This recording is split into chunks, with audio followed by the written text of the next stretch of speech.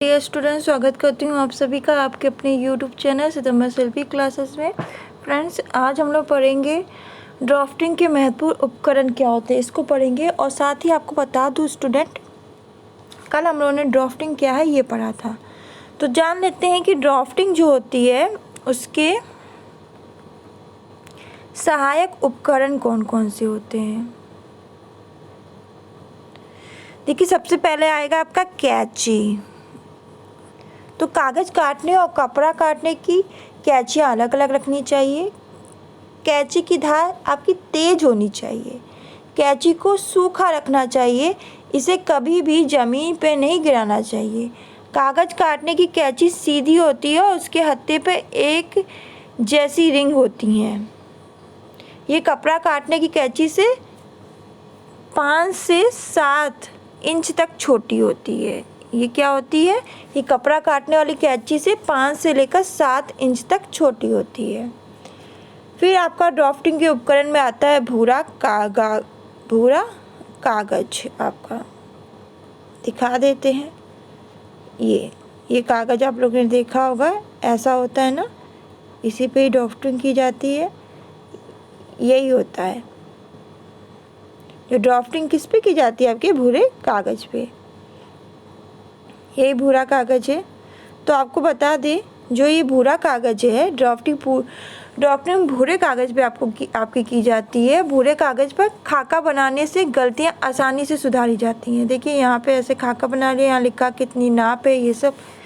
Draft को कपड़े पे इस प्रकार से रखा जाता है कि कपड़ा कम से कम प्रयोग हो और कठिन डिजाइन को बनाते समय ड्राफ्ट का महत्व और बढ़ जाए।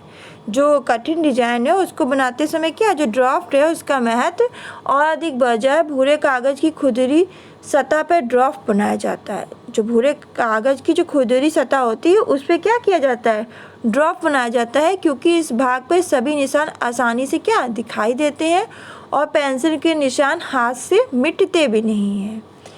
फिर आपका आता है नापने का फीता। ये नापने का फीता है। तो नापने का फीता आपका 150 सेंटीमीटर या 6 इंच लंबा होता है। फीते के संबंध में ये ध्यान रखना बहुत ज़रूरी है कि वह खींच के लंबा नहीं होता। इसके दोनों तरफ धातु के सिरे बने होते हैं। ऐसे धातु के सिरे बने होते हैं। पुरानी अकड़ी अथवा फटी हुई टेप का प्रयोग नहीं करना चाहिए। पुरानी टेप हो, अकड़ी टेप हो, तो इनका प्रयोग नहीं करना चाहिए। फिर आपका आता है जो उपकरण, वो आता है दर्जी का आपका चौकोर रूलर। तो ये आपका 24x14 इंच का रूलर होता है। इसकी दो भुजाएं आपस में 90 डिग्री का कोण बनाती हैं। 90 डिग्री का कोण बनाएंगी।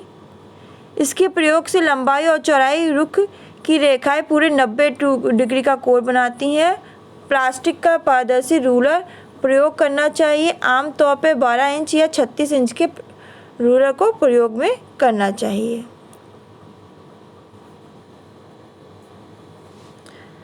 फिर से मैं बता दे रही हूँ, दर्जी का जो चौकोर रूलर होता है वो आपका 24x14 इंच का रूलर होता है। इसकी दो भुजाएं आपस में 90 डिग्री का कोण बनाती हैं और इसके प्रयोग से लंबाई, जो आपकी लंबाई है, और चौड़ाई रुख की रेखाएं पूरे 90 डिग्री का कोण बनाएंगी। प्लास्टिक का पारदर्शी रूलर प्रयोग करना चाहिए। जो प्लास्टिक का जो पारदर्शी रूलर है उसको प्रयोग करना चाहिए। आमतौर पे 12 इंच या 36 इंच के रूलर का प्रयोग करना चाहिए। 12 इंच या 36 इंच के रूलर का प्रयोग करना चाहिए।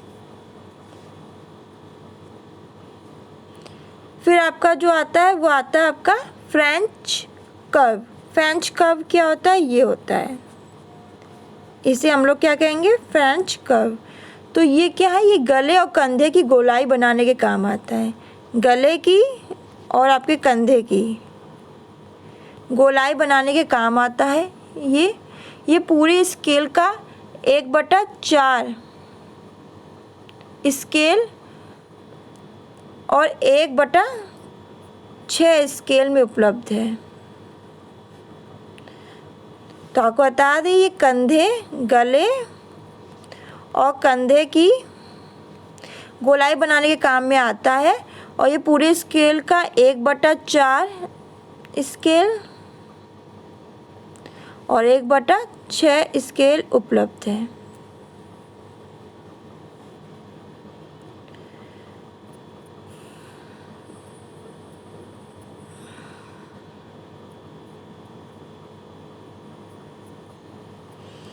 फिर आपको बता दें आपका फिर आता है ट्रेसिंग व्हील। जो उपकरण आता है वो आता है ट्रेसिंग व्हील।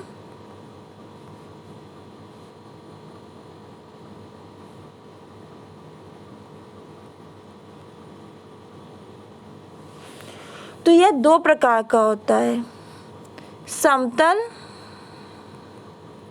किनारे वाले और दूसरा आपका आता है आरी के दांतों जैसा तीखा। आरी के दांतों जैसा तीखा।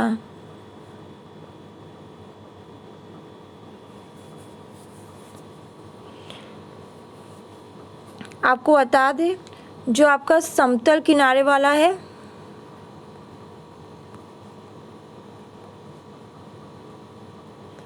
समतल किनारे वाला कार्बन पेपर के साथ पैटर्न आकारों को मलमल के कपड़े पर स्थानांतरित करने में सहायता देता है। तो ये क्या करता है, कार्बन पेपर के साथ पैटर्न आकारों को मलमल के कपड़े पर स्थानांतरित करने में सहायता देता है। जबकि जो आपका तीखा ट्रेसिंग व्हील है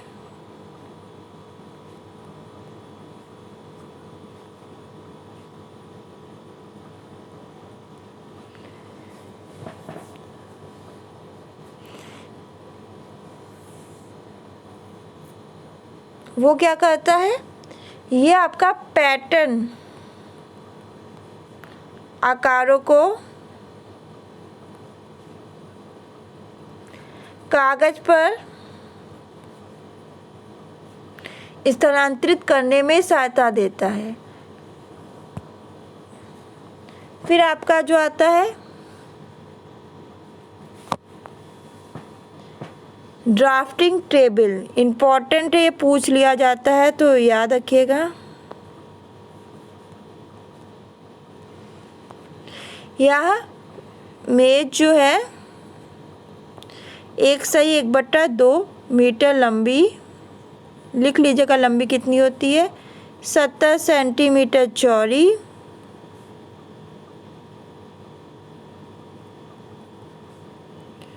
90 सेंटीमीटर ऊंची होती है।